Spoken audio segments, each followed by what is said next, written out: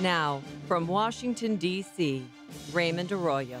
Welcome to The World Over Live. We've got an important show for you this week. First up, Dr. WALID PHARES, Fox News contributor and author of the book, The Coming Revolution, Struggle for Freedom in the Middle East.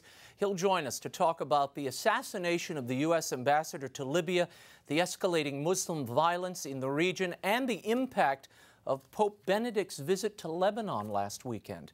And later, Catholic mom, columnist, and author of Stay Home, Stay Happy, Rachel Duffy returns with her husband, freshman Wisconsin Congressman Sean Duffy.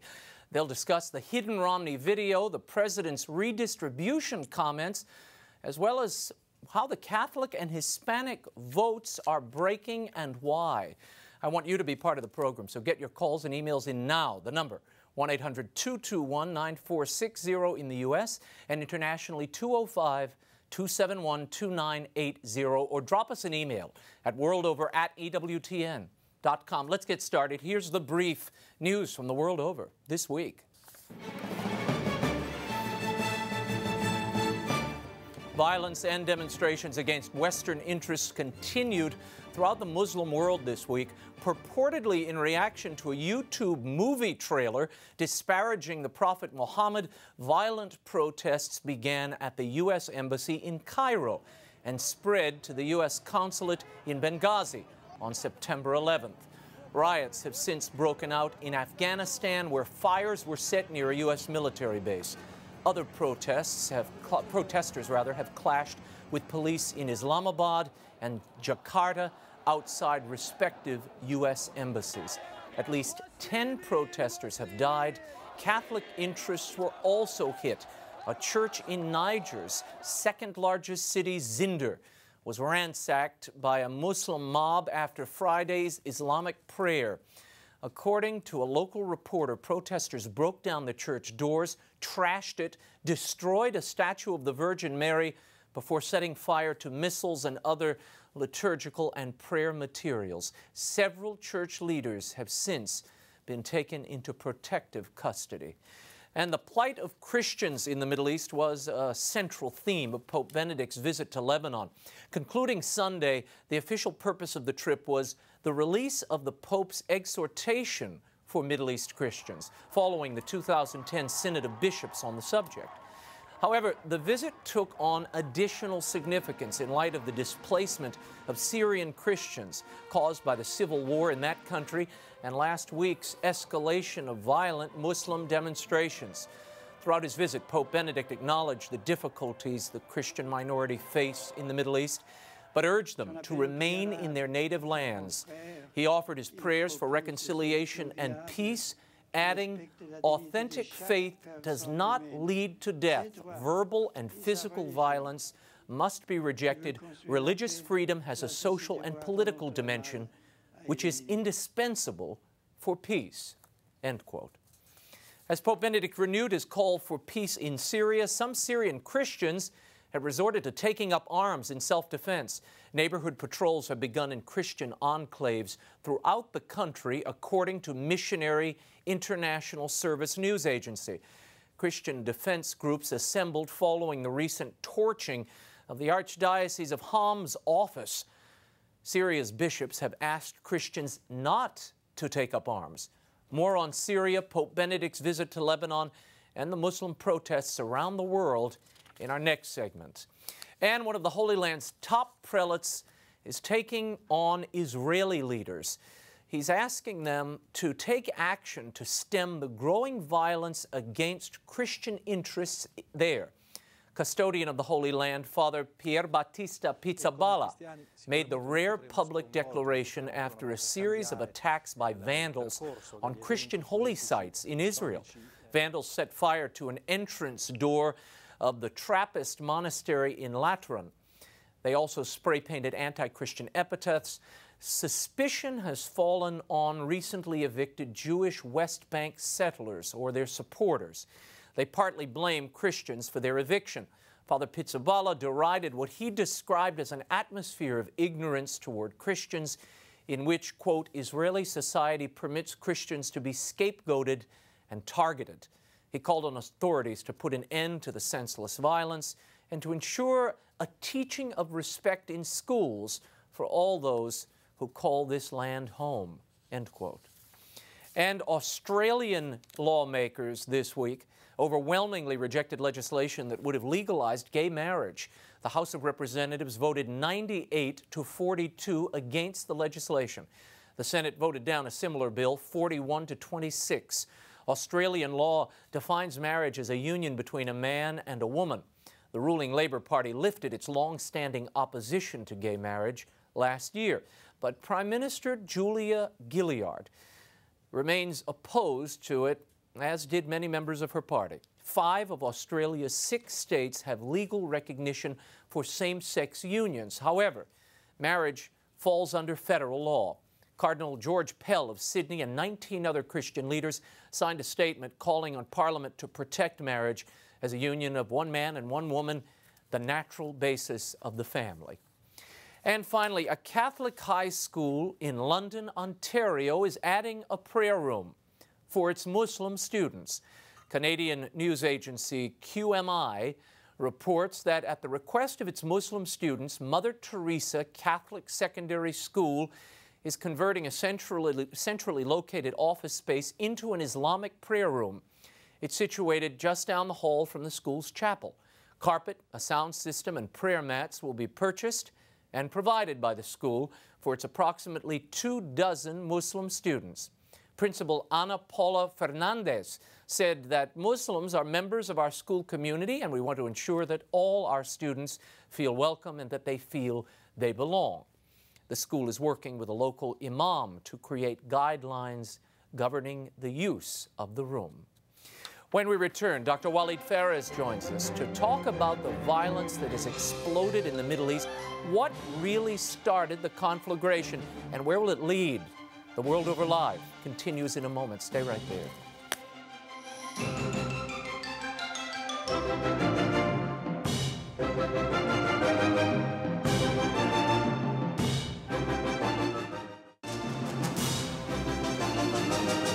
Now, once again, Raymond Arroyo.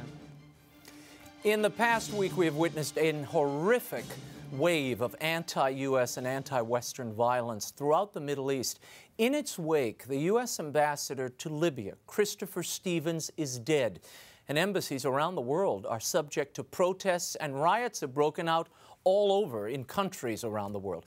Here to help us make sense of it all is author of the book, The Coming Revolution: Struggle for Freedom in the Middle East, as well as an advisor to the anti-terrorism caucus in the House of Representatives, Dr. WALID PHARES. Thank you for being here, Doctor. Thank you for having me. Let's start. Earlier this week, the Obama administration attributed all of this to an obscure YouTube trailer. It was just a trailer for a movie.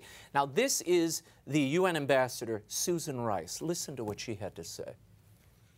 Obviously, our view is that there is absolutely no excuse for violence and that what has happened is condemnable. But this is a spontaneous reaction to a video, and it's not dissimilar, but perhaps on a slightly larger scale than what we have seen in the past with the satanic verses with the cartoon of the Prophet Muhammad.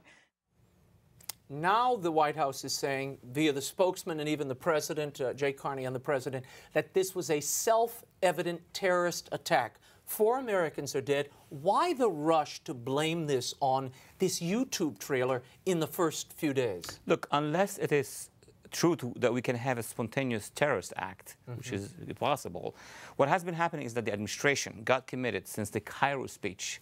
That is our fault, it's mea culpa, everything's going to be much better on the one hand. And we got the Salafists attacking all these embassies. And then there is another thing, is that the administration said, we've killed bin Laden, Al-Qaeda is going down.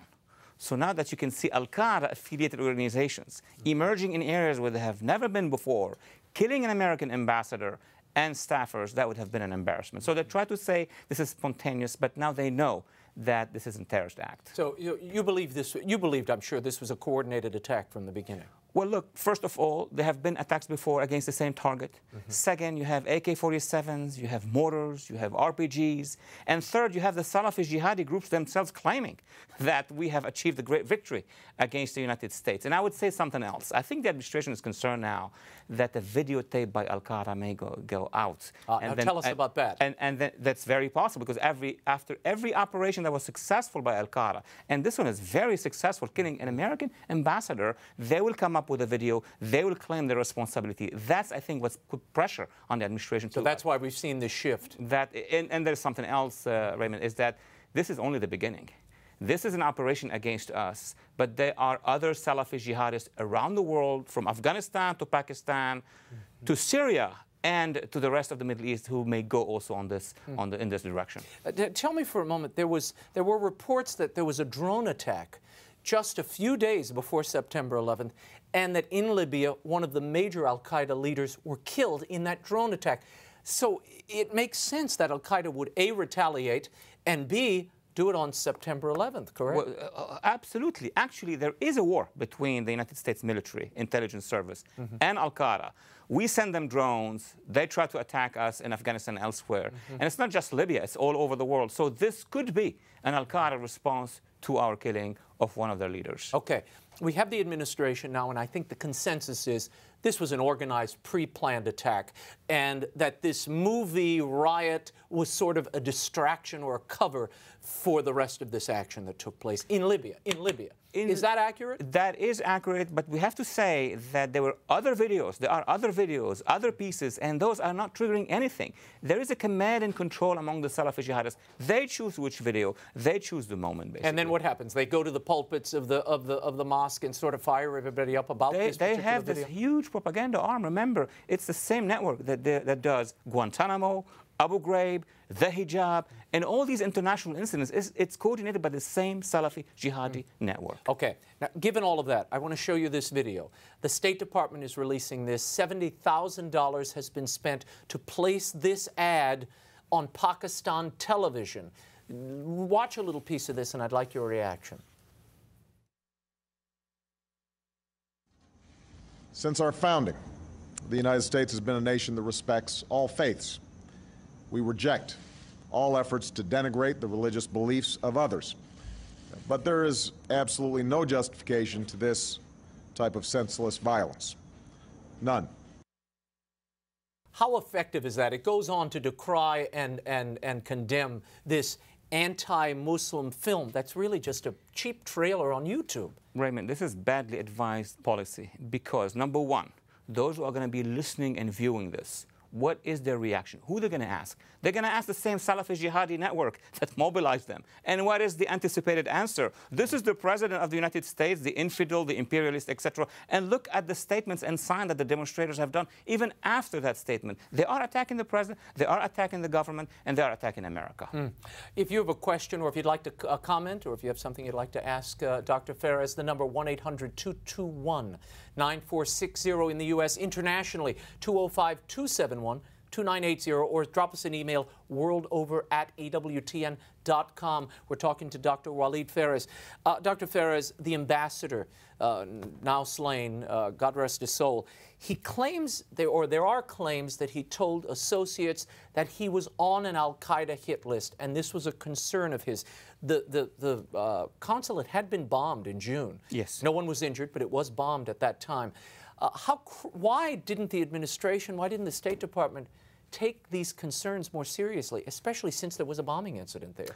Well, number one, Raymond, Libya itself has been penetrated by a large network of Salafi militias. We've seen them during the fight against Gaddafi. We warned about it. There were flags by al-Qaeda a year ago. You and I even discussed it on this show. And it is very obvious that al-Qaeda is now in Libya. And it's also very obvious, probably for the ambassador, that they are targeting American interests. And he is the chief interest of a target of al-Qaeda.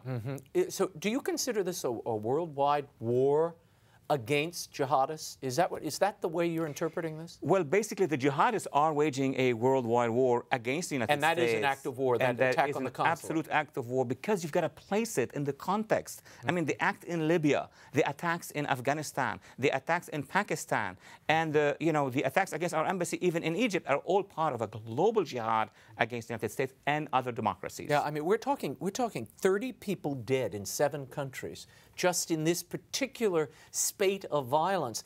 This is going to continue. I mean, we're already seeing it continue as the protests gin up in Germany, in France, all across Africa and the Middle East. Do we think, Raymond, that after this quote-unquote unfortunate successful operation for the jihadists, they're going to just pack and leave? They've done it and they're going to leave. Every time they finish an operation, they're going to basically build on it and do more. Is al-Qaeda empowered at this point? And tell me about what's happening in Syria and other places. Well, in the chat rooms of the Salafist jihadists, those who support al-Qaeda, the pools that recruit for al-Qaeda, they are in euphoria. They are very happy because they have been able to strike. They've seen their enemy hesitating, not recognizing that, and now again recognizing that. They know that throughout Egypt and Libya and Tunisia, they have supports among the new Islamist government. And in Syria, they're making inroads. There are more and more cells in the Syrian opposition. Instead of having a liberal, democratic, secular opposition, they are the ones who are now trying to seize it. I want to get also your opinion on Nigeria. We're seeing an outbreak, particularly an anti-Christian outbreak in Nigeria. Tell us about that. What's fueling it? And is the administration adopting this posture of apology? Does that hurt the cause or help the cause of those Christians? Well, more than apology, what is dangerous, Raymond, is that there is an attitude of ignoring that is happening. They are not even recognizing that there is a jihadi movement. In the statements made by high-ranking officials, they talk about extremists, about a few. That is not the case. People on the ground know that this is a very large jihadi movement all the way to Nigeria, where the Boko Haram is an ally and associate of al-Qaeda. But obviously, the administration must have some awareness this is going on. They're sending drones in. There are drone strikes going on. The president's been actually pretty bullish on the ground in this way. So if we realize bombing apparently isn't working, the apologies aren't working, what is the proper strategy here? Well, it would have been the war of ideas. You've got to confront this ideology. You've got to become an ally and partner of people on the ground who are against the jihadists. The 1.5 million Iranians of the Green Movement who march against the Ayatollahs, we ignore them. The early youth in Egypt, the Google people, the Facebook people, the women, the Copts, these are our allies. The Syrian revolution in Lebanon. And we threw in with the Muslim Brotherhood. Yeah, we basically ignore them and we associate with the Muslim Brotherhood. They are the ones who are coming to Washington, D.C., visiting the State Department and the White House, and not the others. And what's the answer? How do you connect with that civil society if that civil society is afraid to show its head in these countries? I mean, increasingly, it seems they're retreating into a crouch, hiding for their own well-being. They're getting rounded up. They're getting killed. Violent attacks on their places of worship. This is happening. That's not how they started, Raymond.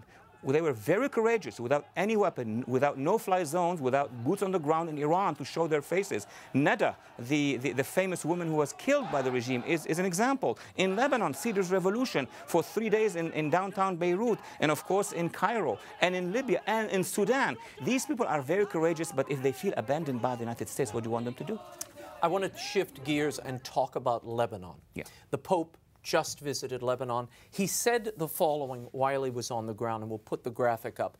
Fundamentalism is always a falsification of religion. It goes against the essence of religion, which seeks to reconcile and to create God's peace throughout the world. Therefore, the task of the church and of religions is to undertake a purification, a lofty purification of religion from such temptations is always necessary. It is our task to illumine and purify consciences and to make it clear that every person is an image of God. What can the Pope do? It seems to me throughout this visit, and I watched most of it, he's searching for some point of common ground, some point to engage, but he can't seem to find any direct point with Islam and Catholicism, Christianity. Well, he made, first of all, a good choice by going to Lebanon. This is one of the largest Christian communities in the Middle East, the most vibrant and free. and it has been able throughout the ages to survive. He made a second good choice because the Christians in Lebanon have been able over the past 7 years to ally themselves with other elements from other communities that are moderates, the Hariri Sunnis, the Druze, and some Shia who are pretty much against Hezbollah. What he was trying to say in Lebanon, that he is blessing the Christians for that opening, but he's very firm that that should be against fundamentalism of all kinds. Yeah, so it was an important place to go, and I was elated that there was a lot of talk, particularly in Rome. Maybe you shouldn't go now, the violence, but he went, he marched right in the middle of it. Yeah. What is the impact of that? How is that read by the jihadists? They seem to, even Hezbollah on the ground said, we're here, we're going to let this is a peaceful visit, we support this visit. Did his respect go up in their eyes because he made the choice to come even amidst all this violence? He imposed respect on Hezbollah. This was more important than a daisy bomber or military operations. He imposed his respect. Hezbollah let this happen. And then Nasrallah, the Secretary General of the party, 3 hours after the Pope left, came in and said, now we're going to start the demonstrations against the United States. So that's evidence that sometimes a spiritual force can stop violence from happening. Very interesting. Of course, when he was gone, suddenly protests erupted all back over Lebanon. to square one, exactly. Yeah, it's amazing. I want to share this one little bit with you. These are reports since this anti-Muslim film appeared on YouTube, and we had the assassination of the ambassador. We now have in France cartoons of the Prophet Muhammad have been published. This is being done deliberately by the editor to say, wait a minute, we're an open, free society. This is free speech. This is satire. As you can imagine, the Middle East is erupting. Friday, it will probably get worse after the Friday prayers. In Iran, hundreds of students and clerics marched outside the French embassy. 20 embassies and schools abroad have been closed. The French closed them down. This is, I found interesting. In Iraq, Prime Minister Nouri al-Maliki said, all Muslims should shoulder responsibility of defending Islam. What does that mean, and why is he saying it now? Well, Prime Minister Maliki is a Shia Islamic, and he's the ally or very friendly with Iran. This is an opportunity for him to display his tough position. But beyond that, what's happening right now is the final clash between hardcore liberalism of the West that pretends we are free and anything is acceptable, and Islamic fundamentalism. This is going to be very interesting to watch because the hardcore liberalists of the West have claimed on the inside of the West that they are for freedoms. Now it comes to the challenge with the Islamist regimes, not with the Muslim world. So we're going to see their response. Yeah. Aggie is on the line. Aggie from Michigan. Go ahead. What's your question? You're on the world over. Yes, I'm just wondering why Catholics aren't more outraged at the fact that this is an active war, and there's basically just no response from the media and no response from Obama, who went around apologizing for America when he was elected. What should the posture of Catholics be at this point? Well, Catholics should be always with justice and freedom. They should be with the defense of their own homeland, the United States, but also of our representatives abroad. They should also seek to protect and defend minorities in the Middle East. And you were talking about Nigeria. I'm very concerned about the Christian Copts in Egypt. They have been threatened by the Salafi jihadists. But on the other hand, they should reach out to the moderate element in the Muslim world, work with them to isolate the extremists. Is this going to be a pretense, all of these, the anti-Muslim film, the cartoons, is this going to be a pretense, do you think, in Egypt to attack and again marginalize the Copt community there? It has already been the case because Salafi jihadi leaders have been saying that the Copts are going to be paying the price. They assume that the producer of the film, or the alleged film, being a Copt, a Christian Copt, and therefore his co-religionists should be paying the price. How can you call this a film? It is a silly trailer on YouTube. It's been out there for months. Exactly. Anyway, let's go to Angela, Washington State. You're on the world over. What's your question, Angela? Good evening to you both, gentlemen, and may God bless you. My question is this. Do you anticipate that these attacks that we're seeing throughout the world will come to take place on U.S. soil? Well, that's an excellent question, and the answer is obviously because jihadists will try to strike against the United States wherever they can, Even without the film, even without a video, remember we had Major Hassan, who out of Fort Hood killed, a dozen of American citizens. We had about dozens and dozens of attempts over the past 4 to 5 years. So I would be very concerned, and the government should be very careful about protecting the American citizens from this threat. Yeah, and the underwear bomber and so many other plots like it. The Fort Dix 6 and multiple other cells. You claim, and I read an article that you published this week, that Iran could be the next flashpoint. Why? Because it did begin. As we speak right now, Hezbollah in Lebanon has declared that they're going to be joining the demonstrations. There are demonstrations in Iraq. The leader of Iraq, Mr. Maliki, has also said a couple things about it. My concern is that the Iranian leadership, which has been isolated over the years, will find this as an opportunity to break that isolation and to work with the Salafi jihadists against us and against the peoples of the Middle East. And they're already, we have reports that they are sending, Iran is sending armaments over Iraqi airspace into Syria. What does that development portend, and what of the Christian community in Syria? We hear so little reportage about that community. Well, first of all, strategically, you're right. The Iranians, as soon as we did this very quick, abrupt withdrawal from Iraq without empowering the pro-American, pro-Western, at least anti-Iranian elements, the Iranians are free to fly over Iraq and to arm Hezbollah, not just Syria. The Christian community of Iraq is of great concern because now they are find themselves alone and isolated. Dr. WALID PHARES, it's always illuminating. Thank you for coming on. Hope you'll come back soon. Thank you. You can read Dr. WALID PHARES' latest book, The Coming Revolution, Struggle for Freedom in the Middle East, and it was out way before these events were happening. It presaged many of them. It's available online and at bookstores everywhere. Up next, Rachel Duffy and her husband, Wisconsin Congressman Sean Duffy, are here to talk about the 2012 election, the Catholic and Hispanic vote, and we'll show you the new Obama campaign flag. The World Over Live continues in a moment. Stay right there.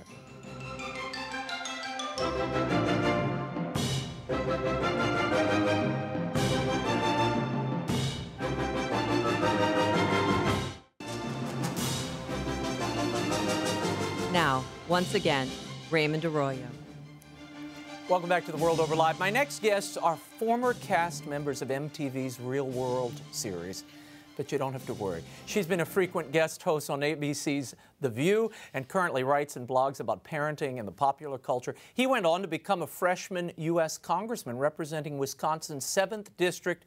They both join us this evening to talk about the 2012 campaign, the economic crisis, and where that all-important Catholic vote is headed. Please welcome Rachel and Sean Duffy, or Sean and Rachel Duffy. Great to see you both. Hopefully we've redeemed ourselves since those times on reality TV. You have redeemed yourself, and you know what? We don't even have cameras in the bathroom here, so it's okay. Relax. We weren't back then either. Yeah, I know. That's Big Brother stuff. That was way after your time. Rachel, you wrote a piece recently about Eva Longoria appearing at the Democratic National Convention. You took issue with some of what she had to say, and your argument is that Hispanics, particularly Hispanic women, are by nature conservative. What is Eva's problem? What is she misreading that you understand? I think Eva is in a Hollywood bubble, and I think that real Latina housewives, like myself, know that we come from very traditional Catholic background. We are socially conservative, pro-family, pro-traditional marriage, very pro-life. And so, especially on the social issues, I think Eva Longoria is off the mark and not very representative at all of what real Latina moms want. And in addition to that, I think she's missing the point, which is that the #1 issue, and we've polled Hispanics backwards and forwards, they will tell you no matter what you say, the #1 issue is the economy. And the reason is that since 2008 when Obama was elected, there's 2 million more Hispanics living in poverty, our unemployment rate's higher, all kinds of issues. And they come back to the economy because we're family people. I mean, the economy affects us right in the home, right at the heart of the home, and moms generally bear the brunt of that. Okay, given all of that, we have new polling. This is from the a Latino Decisions Tracking poll. It says 74% of women are supporting Barack Obama, 21% of Hispanic women, Mitt Romney. Why that discrepancy if these are conservative, family-minded, pro-life voters? Why aren't they moving toward Mitt Romney? I think the more we talk about it, the more they will. I think a lot of Hispanics still believe that this is the party of JFK. And they haven't made the connection between the very radical positions on abortion that the Democratic Party, and in particular this president, I don't think we've had a more radically pro-choice president in the history. He's more pro-choice than even most of the pro-choice women. And so when they tie the policies to that, when they can make that connection, when they understand that, and they get out of this 1965 JFK mindset, I think they will come over. But it's educating the electorate. But I'm not a Latina woman, but I'm married to one. All right? I'm delighted to hear that. But listen, I think if you look at what happens in the debate, the Democrats do a great job of focusing on immigration, and we haven't done a great job of talking about immigration. And if you look at the polling, I think immigration falls in the bottom 10% of issues that matter. Even among Latinos. That's exactly right. And so if you look at the economy and jobs and economic growth and opportunity, it's those issues that we win on, and we have to do a better job of talking about those issues that Latinas and Latinos, they find a soft place in their heart for that message, because they're suffering from this lack of growth in the economy, and we can do a better job with that messaging. I want to just add to that. I mean, I will give the President Obama credit for one thing. He speaks beautifully and does a very good job of making people think that he really cares. And I think our candidate could take a page out of that. But the reality is that caring and results are two different things. And I think we need to do both. I want to play you a clip. This is Mitt Romney at the Univision Forum yesterday. I was there. Okay. Okay. Roll the tape. I'm not going to be rounding people up and deporting them from the country. We're going to put in place a permanent solution. And unlike the president, when I'm president, I will actually do what I promised. I will put in place an immigration reform plan that solves this issue. Does that resonate with Latino and Latina voters? Yes, and I think that after this election, I truly believe that if elected, that Governor Romney, then President Romney, will finally create a bipartisan solution, because the immigration system is broken. And when he does that, and when that's off the table, that's when we're going to see this new beginning, this ability for us to focus on the values and on the economics that we really care about. But immigration is sort of coloring things, and I think that the Democrats have played that to their advantage. Isn't this transparent? After 3.5 years, the president finally did something on immigration. Yeah. He had 3.5 years. 2 years of those were all Democrat control, and he did nothing. And it was a lame attempt, I think, at best, to try to win over Hispanic voters. The executive order, you mean? Absolutely. Yes, and to preempt what he saw coming, which was that Senator Marco Rubio, was going to come up with a permanent solution. So now what are Latinos left with? We're left with a sort of half-baked temporary solution, which is no solution for those kids who came here through no fault of their own. That's right. And people may not realize, if you don't live here, Senator Marco Rubio had his own plan that he had been floating around town. He had talked to members of the media, certain reporters. The Dreamers came about to him. it, right? And it was sort of a quasi-dream act. And just before he brought that to the floor, the president swooped in, signed this executive order, allowing young people, young immigrant children, to stay here for an extended period of time. I want to move on and talk about foreign policy for a moment, Congressman Duffy. How large will this loom in this election? It ranks pretty low among voters' concerns, yet we're seeing the Middle East explode, Europe, lost in riots, and the threat of jihad on our own shores seems to be looming every day. I think if you look at the history of elections, oftentimes, as we think we know what the issue is going to be in October of the election year, and oftentimes we're wrong. I think we're going to see foreign policy rise as an issue on this campaign. When Americans see their ambassador dead, we'll see video of him probably drugged through the streets. When you see flags burning in foreign lands, you see riots and protests against America. And then you'll see video of our president bowing to these foreign leaders, projecting not strength but weakness. I think it's an opening for Romney, and I think it's on the hearts and minds of many Americans. It might not show up in the polling today because the economy and jobs is still a huge issue. Debt is a driving factor in this election, but I think foreign policy is really going to come to the forefront of the election, and I think the person who has the best idea on how to make America strong again in the eyes of the world is going to be most effective in this election. It seems the polls are tightening, the national polls. We'll talk a moment when we talk about the Catholic vote, what's happening in some of these swing states. But in the national polls, they're neck and neck. Amazingly, they're at 47-47 in the latest Gallup poll, which is ironic considering the video that dominated the week and made a rough week for Mitt Romney was this secret video taped in Boca Raton where he talked about the 47% of Americans on entitlements. Listen to this. I want your reaction. There are 47% of the people who will vote for the president no matter what. All right, there are 47% who are with him, who are dependent upon government, who believe that they are victims, who believe that government has a responsibility to care for them, who believe that they're entitled to health care, to food, to housing, to you name it. That it's an entitlement, and the government should give it to them. And they will vote for this president no matter what. Sounds like it was recorded in a soup can, but but that's a Mother Jones video that was released. Apparently, Jimmy Carter's grandson had something to do with the release of this. It looked like it was surreptitiously recorded by a member of the wait staff or a bartender or somebody. How devastating is this video? Listen, I think it's trouble.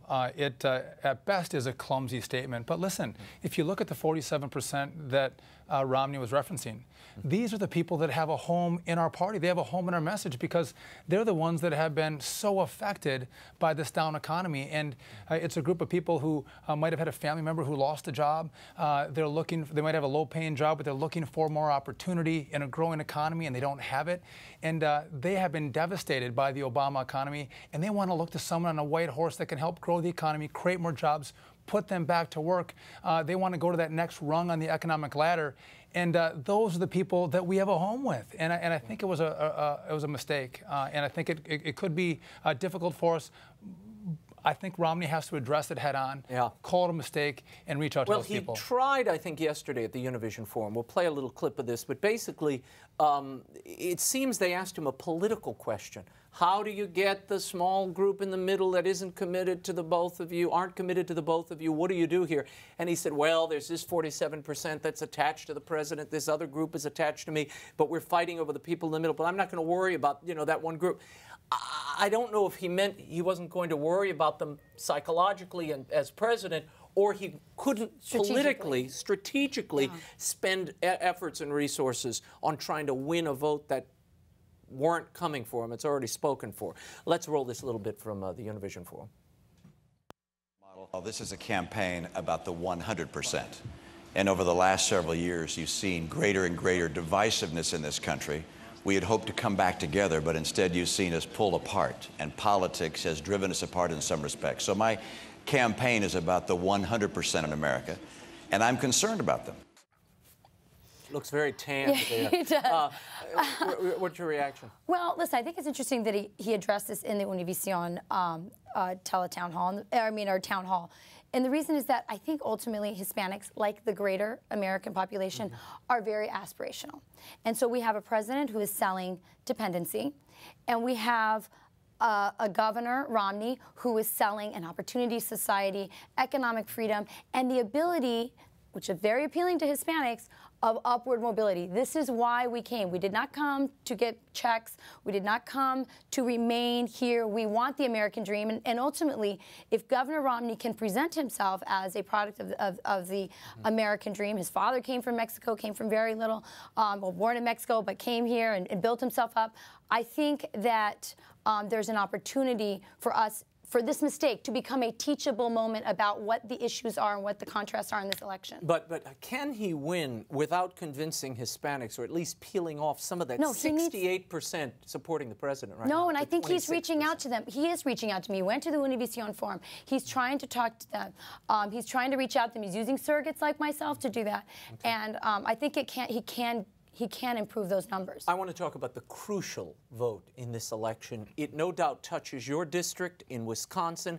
These are working-class Catholics. Okay. This Catholic swing vote, it seems to my eye, just looking at the polls, talking to some pollsters, they are emerging as one of the most important blocks because they are so pivotal in these swing states. We have Ohio, Wisconsin, Florida, Michigan, Pennsylvania.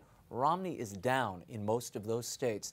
He's not been able to connect to these voters. This week, this video was put forward. The RNC, the Republican National Committee, dug this up. This is video of President Barack Obama from 1998. I'm going to play it for you, add a little caveat, and I want your reaction, particularly how does this play among Catholic voters? Roll it. I think the trick is figuring out how do we structure government systems that pool resources and hence facilitate some redistribution, because I actually believe in redistribution, at least at a certain level, to make sure that everybody's got a shot. How does that play? The president there quoted as saying he believes in redistribution. Now, the DNC and his campaign is saying, wait a minute, you get 4 Pinocchios from the Washington Post. There was a caveat after where he said, oh, well, this is one strategy, but I also believe in competition. Your reaction? Listen, it's a powerful statement from 1998 because it's the policies that he's implemented today. The comment of Joe DePlummer that leads us to believe as Americans that he does believe in redistribution of wealth. And so I think it resonates with people. They think he's a redistributor. And I think whether you're talking about Catholics or any other faith, we believe in competition. We believe in opportunity. That's how you grow an economy, not through redistribution. It's never worked. It doesn't work anywhere. It won't work here. Mitt Romney started a campaign ad, several of them, pitched directly to religious and Catholic voters in particular.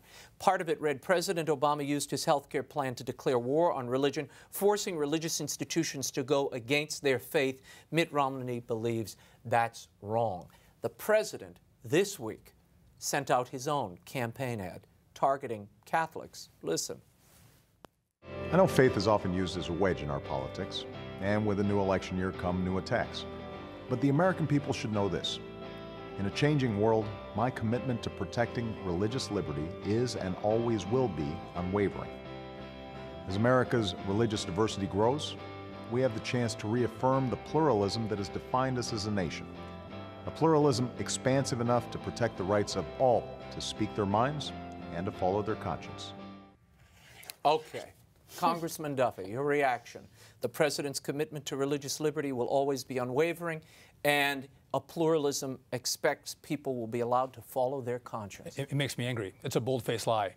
We as Catholics absolutely understand that his policies, the HHS mandate, has been contrary to religious freedom. And you know what? It's one of these scenarios where up is down, down is up, left is right, right is left, good is evil, evil is good. This is wrong. It's a lie. And I think Catholics have to stand up and call it out as just that. Mm-hmm. And can I just add that, you know, my kids go to a Catholic school. I don't know about, I know your kids do too. We're selling box tops and all kinds of fundraisers. It seems like all day. I mean, the fines that will be imposed on our Catholic schools by 2014 will shut our schools down because our school, at least my kids' school, will not go along and violate church teaching. On that mandate. And their conscience rights. Yeah, well, between the HHS mandate, the conscience rights that were stripped out of the health care law, Planned Parenthood funding, all these things would seem contribute to this. I don't know how that quite fits in with this idea of conscience and religious liberty. So but this is it. But I have to say one thing. This is bold. It's audacious. The president comes right out there and says, I'm your man for protecting religious liberty. And thank God for this show for calling him out on it. You look at the rest of the media, and it's really frustrating. As Catholics, we watch and go, why isn't the mainstream media reporting on the Middle East in a fair way, on this commercial in a fair way? And I think it's incumbent upon us as Catholics then to do a better job circumventing the mainstream media and going to those other news sources, whether it's online or other radio programs, to figure out what the truth is in regard to these issues. At present, Gallup has the president at 47% of Catholics supporting him. Mitt Romney, 46% of Catholics supporting him. I am told by pollsters that number's got to get higher or Mitt Romney will lose this election, particularly in those swing states. What does he do to improve it? What can the president do? Well, one thing he can do is talk. Yesterday at the town hall he talked about school choice.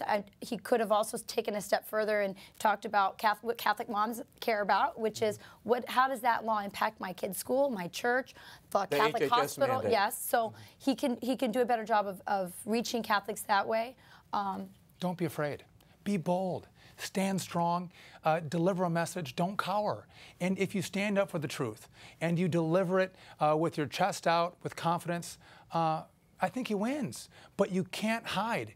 And I think Americans and Catholics in their heart know what's going on. They need a leader. They want a leader to stand up, tell them the truth, and tell them where we're going in this country. And if you don't give them that leadership, I think they'll fall back to Barack Obama. But we have an opportunity. This isn't over yet. We have an opportunity to elect a new president, but he has to lead. My Facebook page is exploding over this image I'm about to show you. The Obama campaign unveiled a new print that they are selling to raise money for the campaign, and it's called Our Stripes flag print. Put it up on the screen. I want people to take a peek at this. This is, and their explanation is no red or blue states. And they have the Obama symbol in place of the stars, and then the stripes, and there it is. Your reaction to that? Is this artsy and cute, or is this disrespectful to the flag? I see this. I mean, the American flag is a symbol of unity. It's a symbol of strength, and it's a symbol that we hold sacred. I look at the symbol that's now put in the flag. I don't see that as unity. I see it as a symbol of division. More than 50% of Americans don't agree or approve of that symbol today. And I got to tell you, I think it dishonors the flag. I could use a stronger term, but I won't. And it concerns me, and I think a lot of veterans who have served this country would find that offensive. How long before you think they pull it down? If you were a betting woman. I bet they don't. But I would just say that... how much money they make. Right. That's true. You said it was for fundraising. I was just going to say, you know, there's so many things that divide us. There's so many things that are divisive. The flag, the Statue of Liberty, there are a few things that really do unite us. Why desecrate that? I don't get it. That's boldness. Creating your own flag. Hey, this is, you know, talk about branding. Talk about narcissism. Sean, you are on the Financial Services Committee here in the House. I am. Tell us about this fiscal cliff that we are on the precipice of falling all over, and what it will mean to the people looking in today. I don't think people have any conception of what this means or what these built-in cuts, automatic cuts that will befall us, what the impact could be. So they're referring to two things when we talk about the fiscal cliff. We're talking about, one, the sequester cuts, which are $1.2 trillion of cuts over the next 10 years. Automatic cuts. Automatic cuts. Unless Congress decides otherwise. Well, and by the way, we are still going to go for the cuts. We just think we can do them in a better, healthier way as opposed to the bludgeon method that's going to be used should nothing be done. But I think what's most important is that there's going to be the expiration of what is called the Bush-Obama tax cuts. And so you're going to see tax increases for every American. And with those cuts and with those tax increases and with this soft economy, many economists have said you're going to drive the car off the cliff. It's going to have a negative impact on the economy. It could tilt us into a recession. And so we in the House, I got to tell you, we have addressed this head on. We have extended the current tax rates at least for another year, and we have addressed the sequester cuts in a way that is far more workable. We put our plan out, we voted on it, we passed it. Now we're just waiting for the Senate and the Democrats in that chamber to act and the President to get on board to make sure this is not our future. Okay. Final question. What do you think is going to happen here in this election season? Where will Catholics go in the final analysis? I don't have time for that call. I wish I did. I really hope that they will look at our values and evaluate the two parties, evaluate the two candidates, and say which candidate will be more likely to take a Catholic worldview, a Christian worldview that will move us forward. I think it's going to be like 1980 again, and they're going to look those that 3% that hasn't made up their mind yet, where Obama's only at 47 on the economy, jobs, and even on the Middle East. When they make up their mind, they're going to go to Romney, not Obama. You can follow Congressman Duffy and his work in the U.S. House by going to duffy.house.gov. And Rachel Duffy's book, Stay Home, Stay Happy, 10 Secrets to Loving At-Home Motherhood, is still available at bookstores everywhere. You can also read Rachel's blog at catholicvote.org. Thank you both for being here. Thank you. Thank you, Sean. Now we're going to cut to the chase.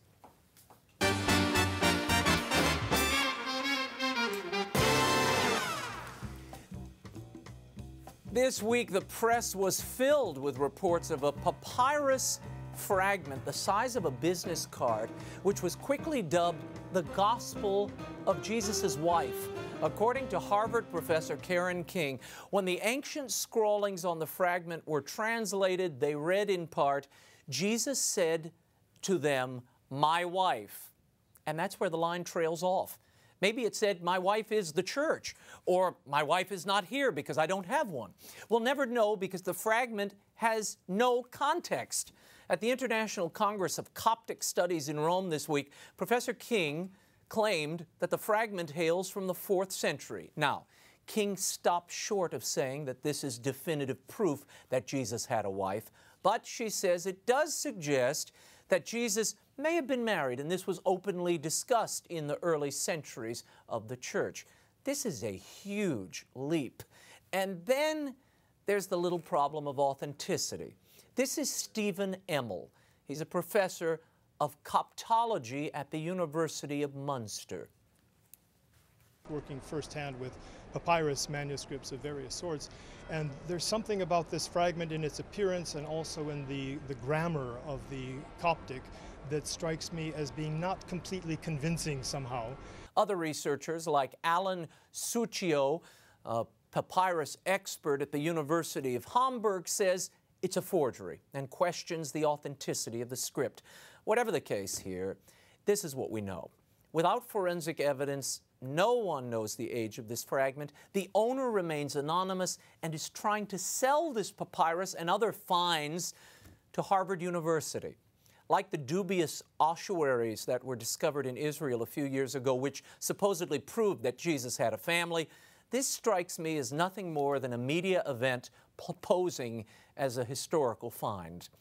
There is no gospel here, and since we don't know who wrote this papyrus or who the Jesus reference therein is, it seems to me all you have is a Smithsonian Channel special, casting doubt on established church teaching. Dan Brown's Da Vinci Code is currently selling online for a penny. I would advise Harvard to pay not more than that for this papyrus. That's all the time we have. Until next week, the show continues. Yes? Raymond, I hear that it's a very special day today. Today's a special day. Do you know what day it is? Don't believe everything you hear, Rachel. Happy birthday to you. Happy birthday, I'm Ray. sorry. And a cake and everything. You all are awful. Well, you know, I have to say, it's terrible reaching your 33rd year. It's really hard. So, but I'll do it in style. Thank you both. Plus It's 10. sweet of you. What? Plus 10. Plus 10. Yeah. Well, all right. I'll take that. Anyway, that is truly all the time we have. No more birthday celebrations. The show continues on Facebook and Twitter. Go to RaymondArroyo.com. The Twitter and Facebook pages are linked on the left-hand side of the site. Like me on Facebook or follow me on Twitter at Raymond Arroyo. Let me know what you thought of tonight's show. And just to remind you, the World Over re-air schedule has changed slightly. The show still premieres at 8 p.m. on Thursdays, but re-airs happen on Fridays at 1 a.m., 9 a.m. Eastern Time, Sundays at 7 p.m. Eastern, and Mondays still at 10 p.m. Eastern. For more information, go to worldover@EWTN.com. Until next week, we'll be scouting the world over for all that is seen and unseen. On behalf of the staff and crew of EWTN News, I'm Raymond Arroyo. Thanks for watching. Bye now.